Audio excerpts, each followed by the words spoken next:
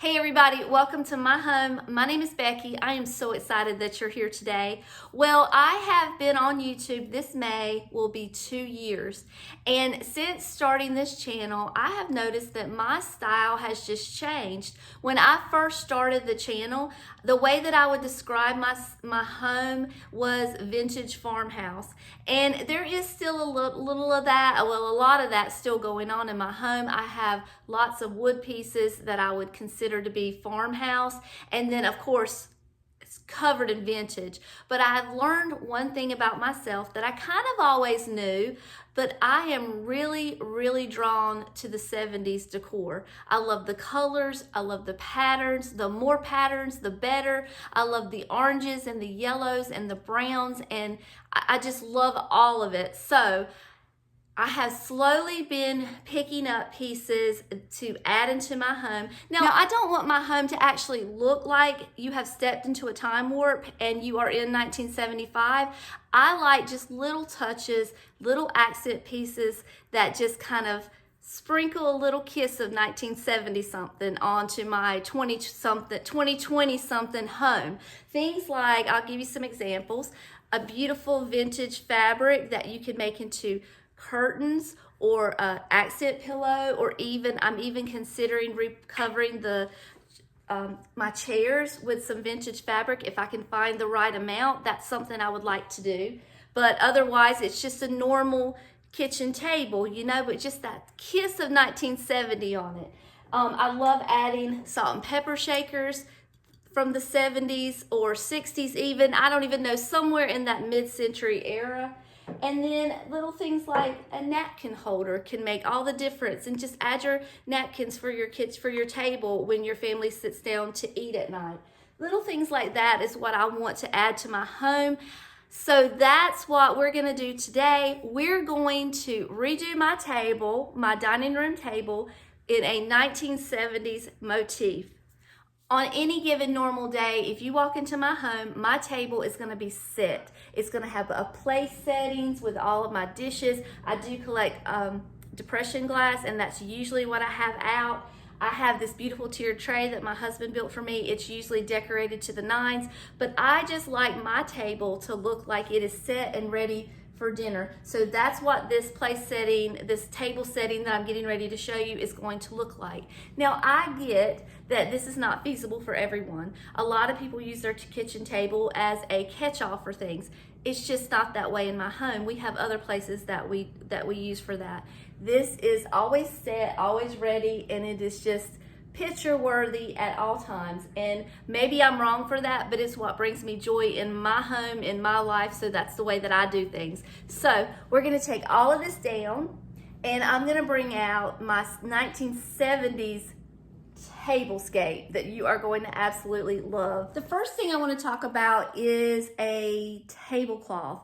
Now, I don't normally use a tablecloth on my table because my husband built this table for me, and I love the wood. I love the design. He designed it, he made it. This table is more precious to me than you will ever know. So I don't like to cover it completely. But I want to give you a couple different options on things you can use for a tablecloth. Now, I have a vintage one that I'm going to use, and I'll show you that in just a minute. But here's a couple different things that you can try if you don't have a vintage tablecloth. Now, this is a bed sheet that is, I don't know. I think this one is probably a full size, and I have used this as a tablecloth before, and it looks lovely. A twin size would probably work better, but that's just what I had. I just kind of tucked it under a little bit. You could also fold it in half, but this is a good option if you do not have a vintage tablecloth. This is a round vintage tablecloth. Now, you see my table is obviously square, or actually rectangle, but I love to use these round tablecloths because you can still see my beautiful table. So this is an option as well. I used this one recently, or not recently, before Christmas, to do a sunflower themed tablescape. If you're interested, go back and look at that because it is beautiful. It is really pretty. And then this is a tablecloth that is not brand new because I've had it for a couple of years, but you can still get really cute, groovy 70s style tablecloths in the stores today. This one came from Ross, and I've used it for vintage inspired tablescapes before. So you don't actually have to have an authentic 70s or 60s tablecloth, but those are just some options for you that I wanted to mention. So what I'm going to do is I have this folded into thirds. It's still folded the way I used it last. I've done this tablescape before, and I'm just going to use it as a runner down the middle of my table. You can still see all of the beautiful pattern that is so 70s, but it doesn't cover my table. And I've also got placemats that are going to come down as well. I also have this runner that I use. You might recognize this fabric from the pillows that I just showed you a few minutes ago. This was just a leftover bit of scrap fabric that was left over from the little pillow project, and I just use that as a runner sometimes to add a little bit of 70s flair. So it's not an actual runner, but it can be used as one, so that's another option for you also. So the next thing I'm going to grab are my placemats. Let me grab those. These placemats are new. They came from the Hobby Lobby, probably, I'm thinking maybe fall. So you can still use new items. You don't always have to have everything vintage, which I do understand is hard to find to put everything together. This is years of collecting that I have here, what you're about to see. But these are new. You can get the same look, the same feel with something from the store now. A lot of these boho things that you're seeing in the stores that are really popular will double for 70s decor. So I only have 4 of these, and I'm gonna put 2 on each side, and then I don't know, I can't remember if I covered up the runner or if I covered up the placemat. They kind of overlap each other just a little bit. We'll have to discover that together because I'm not sure how I did it last time. I'm duplicating the same place setting or table setting that I did last year, and I loved it so much. Okay. Yeah, I think we'll just let the placemats overlap the runner. Okay. The next thing we're going to need for our table setting are dishes. So let me grab those. Now, I am a big collector of stoneware dishes. I have stoneware dishes all over my home. If you're new here, I have them on the wall. I have them in my china hutch.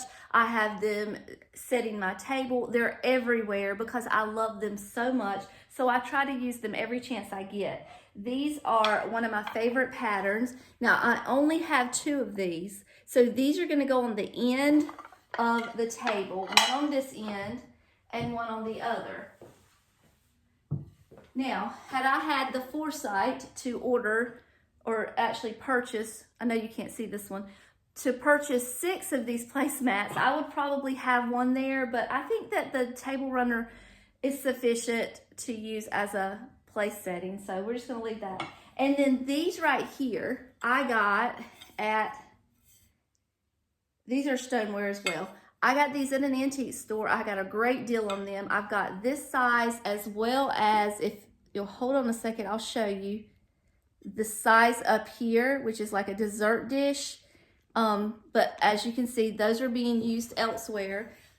But I saved out these to use as my dinner plate. So I'm gonna put 4 of these down. That's all I have is 4, or else I would do 6 of them because I have a place setting of 6. Okay. And then I could put a dessert dish down on top of this, which would be fine. If you hold on a second, I'll grab one and I'll give you an example. I have tons of these and tons of different designs and colors and all of that. So these right here would be absolutely perfect with my table runner.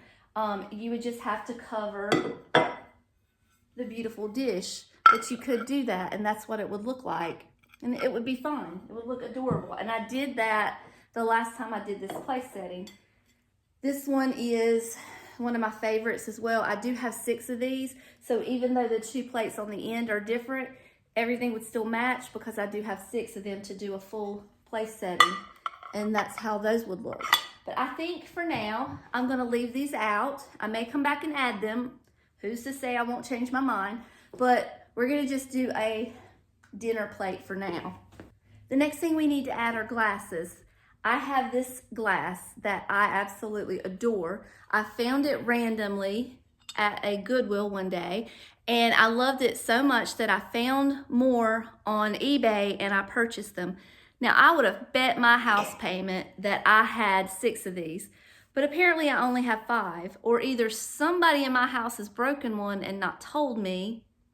We'll find out, because I'm gonna go back and watch my old video and see how many I had, because I thought I had 6, but we're not gonna make accusations until we know for sure, we get all our facts together, okay? But anyway, I have 5 like this, and then I have this beautiful one that Kim sent me that I'm gonna use as my 6th glass. So we're gonna put that probably at the end. And then the other thing that I have are these beautiful stoneware coffee mugs. Aren't these gorgeous? I love these. And we're gonna put coffee mug and a drinking glass at each setting. Okay, let's put this. We're gonna put the glass on the outside and maybe the coffee mug on the inside so you can see it.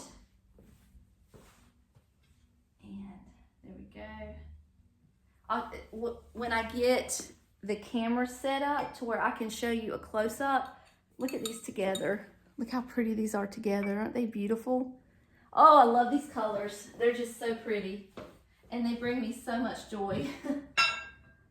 Okay. And then this one. You know, I like all the different patterns. I know that they don't match, but I don't care.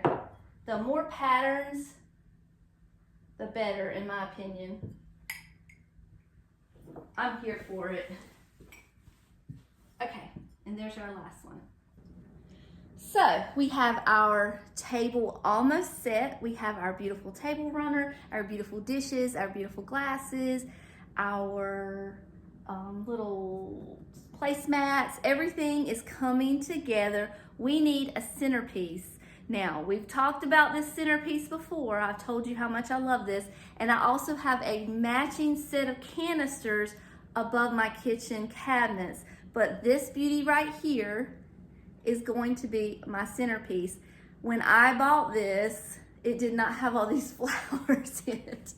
I went to the Dollar Tree and I got the 70th gaudiest flowers I could find. I wanted them to look plastic. I wanted them to look like something you'd get in the 70s, and I think I accomplished that pretty well. And oh gosh, I love this little thing. So he's going in the middle for our centerpiece. And then actually, I think he needs a little bit more height, so I'm gonna go try to find something to rise him up a little bit, and then we're gonna add salt and peppers. And I'll see what else I can find. All right, I got a riser we're gonna use. So this little wooden thing right here, I don't even know what it is, what it's for, what its purpose was. I used to pick these up anytime I would see them so that I could use them for height in all of my displays. And I recently shared this beautiful fiberglass tray with you. And I think what I'm gonna do is just sit that like that and use that as a riser for my centerpiece here. Let me do that. I can't wait for you to see it all close up, because it is so stinking cute. Okay, yeah.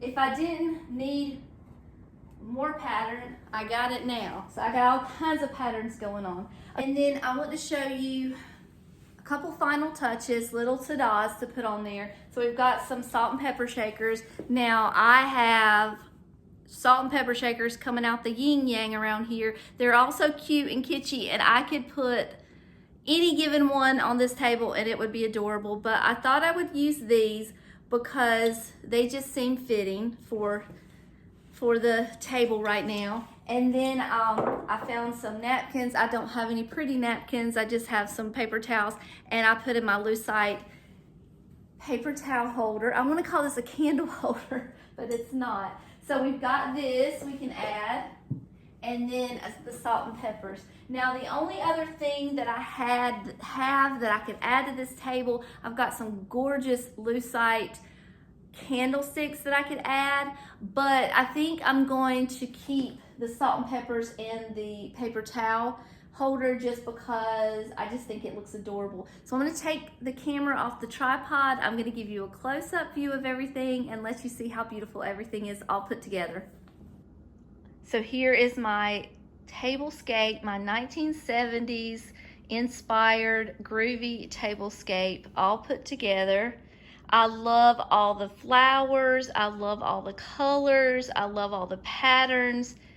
It just makes me smile, and I think this is just so much fun. Now, I'm sure I could put forks and knives and all that, but you get the point, you get the picture. By the way, I mentioned earlier that I wanted to recover my seats at my table. That's what they look like now. If I can find enough fabric, that's going to be an upcoming project that I'm going to work on. But I've got to find just the right fabric and just the right amount. So I don't want to change anything until I know I'm ready. But back to the table, my ADHD just hit hard. It doesn't matter that they are different patterns, I don't think. I think it's still so pretty and so beautiful and so much fun. So here we go, my 1970s tablescape. I just remembered when I went back into my little craft room that I have these. Hold on. Let me turn them so you can see them. Becky sent these to me last year. These would look really cute on this table too. And since we've got coffee mugs, maybe we need a cream and sugar set. So I think I might find a place to add these as well. But for now, this is all that I have for you for today. Thank you so much for taking a few minutes of your day to hang out with me and decorate with me. It means the whole world to me. Until next time, I love you all, and I'll see you later. Bye.